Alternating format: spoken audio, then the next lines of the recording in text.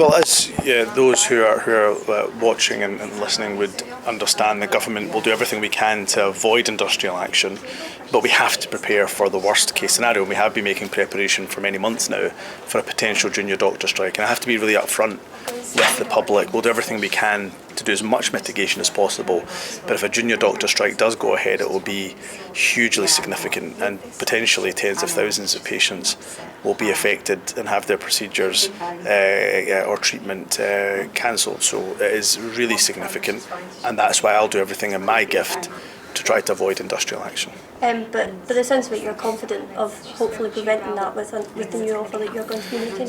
No, look, I think it's 50-50, if I'm being honest. I don't think that it's a done deal by any stretch of the imagination. I think it's still going to be a challenging negotiation, given where we know the BMA are in terms of what they're asking for and what we're able to afford. But I do believe the BMA absolutely when they say that they want to do everything they can to avoid industrial action.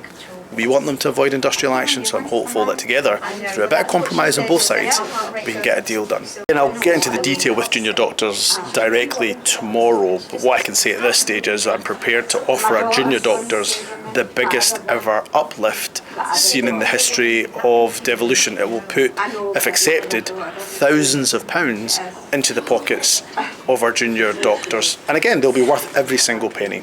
So what I will say to junior doctors is this is a good deal. It's a deal that's absolutely worthy, not just of consideration, but I hope acceptance. And it'll involve compromise from the government, but indeed I accept it'll also involve compromise from the BMA too. But if we get to a position where we have a deal, we can avoid what will frankly be very significant impact on patients if industrial action goes ahead.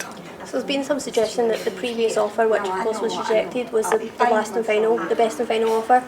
Can the Scottish Government afford to make any more offers? Well, again, I won't go into the detail of what we'll discuss tomorrow, but there'll be options to look at. For example, what we can do above and beyond just 1 year, potentially, what we can do around contract reform, what we can do around work conditions, for example, of junior doctors. We'll look at a variety of different issues, but there isn't, I'm afraid, money down the back of the sofa. I think people know that, given the difficult financial constraints that the government's operating under. But what we will put on the table is an offer that is the biggest pay uplift the junior doctors, single year pay uplift junior doctors would have seen in the devolution era. So I'm hoping it's a statement of our intent as a government to reach a deal with the BMA.